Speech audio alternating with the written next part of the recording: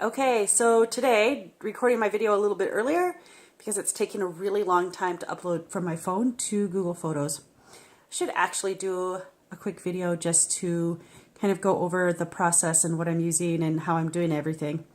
Okay, that aside. All right, so today I want to talk a little bit with example number 2 of how sometimes not hiring the right professional can cost us as far as money goes. And this story actually is a story of one of my bookkeeping clients. And what happened was I have a new client that was referred by another client. And when I increased my rate, I'd just been working with this new company just for a relatively short period of time. But because due to the relationship and how everything was, they were set to get an increase at the same time as some other companies. And the owner of that particular company at first said, now mind you, I've barely worked with this person at all, said, I feel like that's too much. But I knew from like doing my competitive research, because I should, right? I knew that my rates were actually really competitive, and I know I go and do a lot more stuff that a lot of bookkeepers actually don't do. And if I were in corporate America, I wouldn't actually just be a bookkeeper. I wouldn't be a clerk, for example. I would be more of a staff accountant. So I have a lot higher skills than like quote unquote like a technical like bookkeeper does. So anyhow, I was okay, like whatever, that's fine. And I had asked when I had taken over the bookkeeping on this company, I had asked one of the other partners, hey, can I do an audit of the books? Because I just kind of feel as though like something's missing. But I never just do audits without asking. Like that's one of those like, if something jumps out at me, totally different story. But for what I was asking to do, that was going to be a little bit more intense. And there was another person who was doing the invoicing for the company.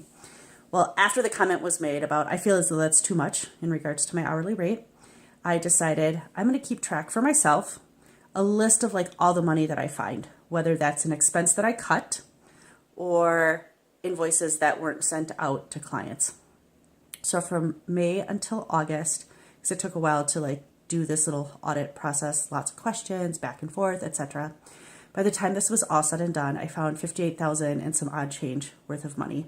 That's just invoices that weren't sent out. That doesn't include any expenses that were cut, you know, like LinkedIn ads that had been running for things that were long since been finished. That wasn't even really a lot of expense cutting. That was strictly just invoicing, $58,000. And so I went back at the end of the year and I looked and I said, how much did they actually pay me during that same time frame? Because I knew deep in my heart that I, without a doubt, more than paid for myself if I found $58,000 worth of invoices. Because mind you, if you don't invoice a client, it's not just a matter of the money that you're not earning. You've also paid out the expense associated with performing that work, whether you're paying team members, subcontractors, paying for software, whatever the case may be. So it's not just $58,000. It's way more if you think about it than $58,000 because of the associated expense. Anyhow, back to what I was saying, got off on a little tangent there. I went back and I looked, and for the entire year, not just for that 4-month period, the entire year, they paid me $19,355. So I've actually paid for myself for a couple of years now. However, the purpose and the moral of this story is using this as an example of not hiring the right person to do the job. Had they not hired me to do the job, they would have never actually realized that all those invoices were missing. Clients not getting invoiced would have continued to happen, which now I've eliminated that because now I handle all the invoicing. And the expenses that we cut, in addition to that $58,000, those would have kept on, going to, because at what point would someone have realized, oh, we're paying for LinkedIn ads every month for a program that ended a year ago? No idea. So to end this, just look at some of the stuff that you're doing and just ask yourself, what opportunities do you have to optimize and make things better? And who do you need to help you do that? And even maybe just talking to a friend to get some ideas like, hey, I have this. How could I make it better? Who should I hire to help me make it better? All right. Have a fantastic day. Bye-bye.